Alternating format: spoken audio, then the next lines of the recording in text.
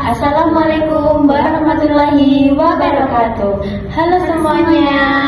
Perkenalkan, nama saya Dila Sabira Putri, biasa dipanggil Dila, dengan nomor induk 252310101041. Dan saya Lintang Dela Estur Koliso, biasa dipanggil Lintang, dengan nomor induk mahasiswa 252310101042. Kami dari kelas C.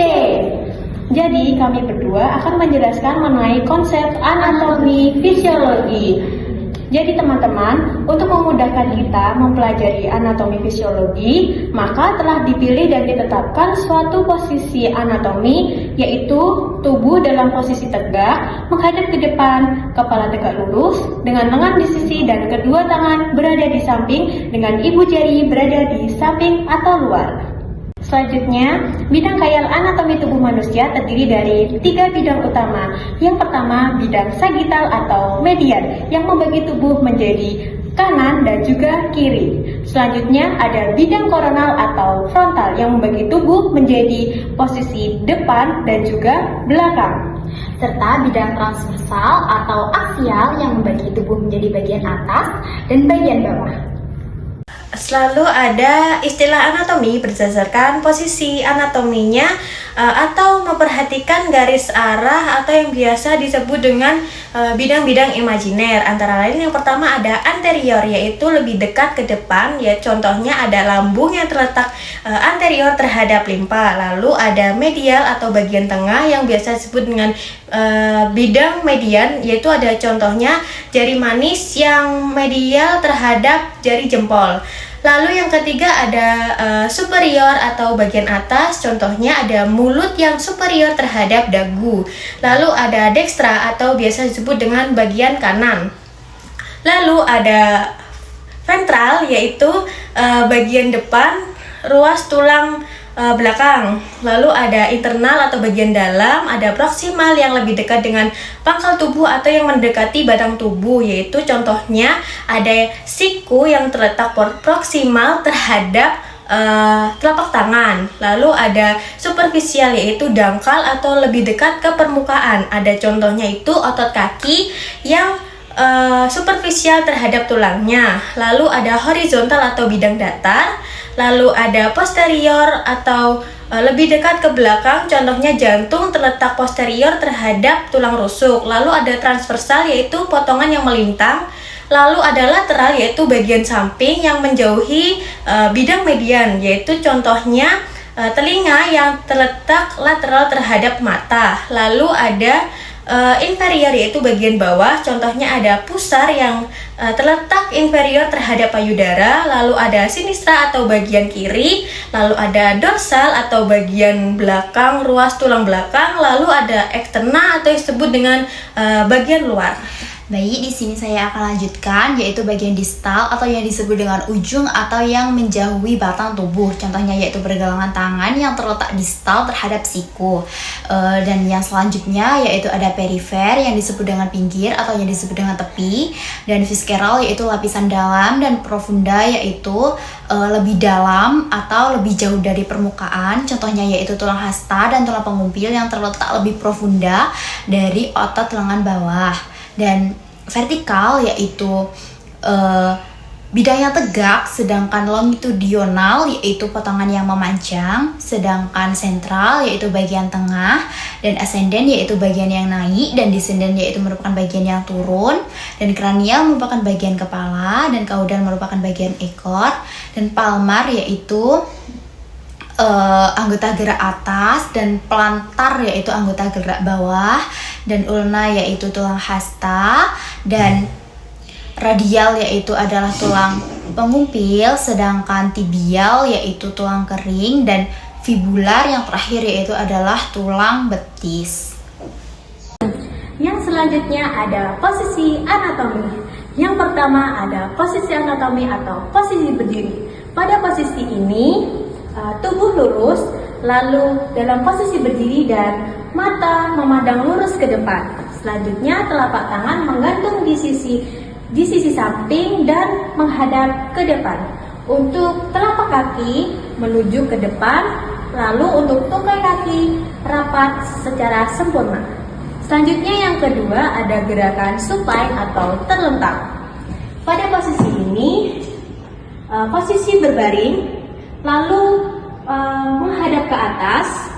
Lalu untuk semua posisinya itu sama dengan posisi anatomi atau posisi berdiri. Hanya yang membedakan adalah bidang horizontal daripada bidang vertikal. Selanjutnya yaitu posisi prone atau posisi tengkurap. Posisi ini yaitu punggung menghadap ke atas dengan pandangan menghadap ke bawah dan juga posisi tubuh secara horizontal. Dan yang selanjutnya yaitu ada posisi lithotomy dengan tubuh terlentang dengan paha diangkat secara vertikal dan juga betis diluruskan secara horizontal dan juga tangan telentang seperti saya.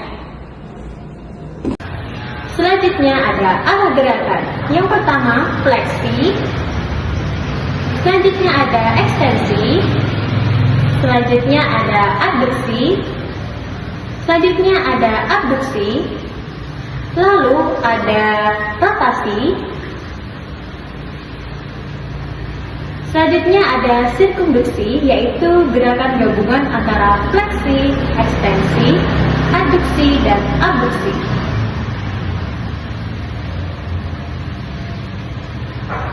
Selanjutnya ada gerakan elevasi dan ada gerakan depresi. Lalu ada gerakan inversi. Lalu ada gerakan eversi.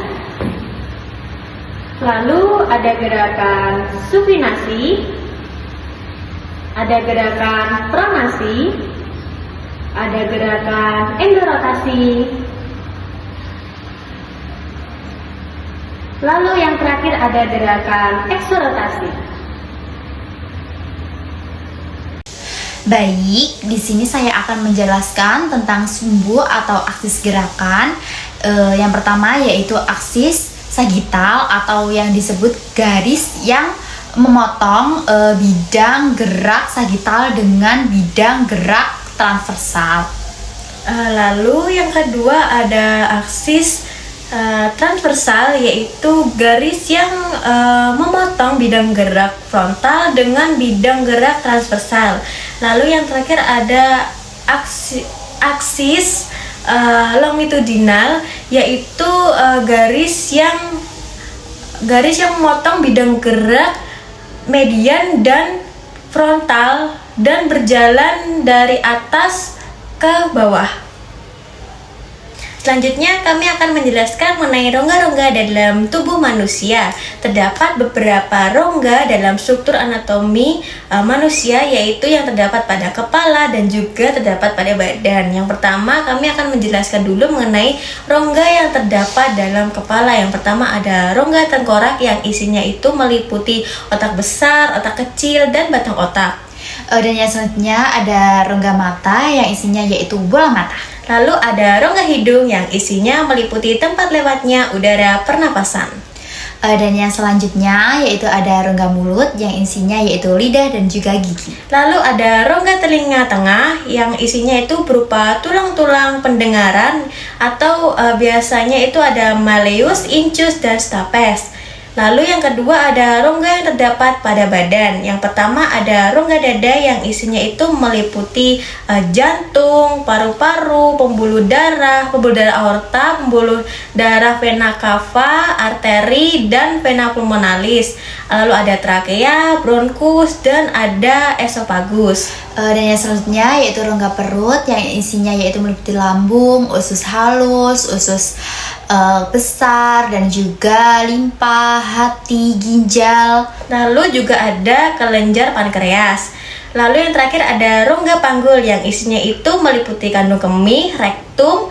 Lalu pada laki-laki itu terdapat kelenjar prostat dan pada perempuan terdapat rahim dan indung telur.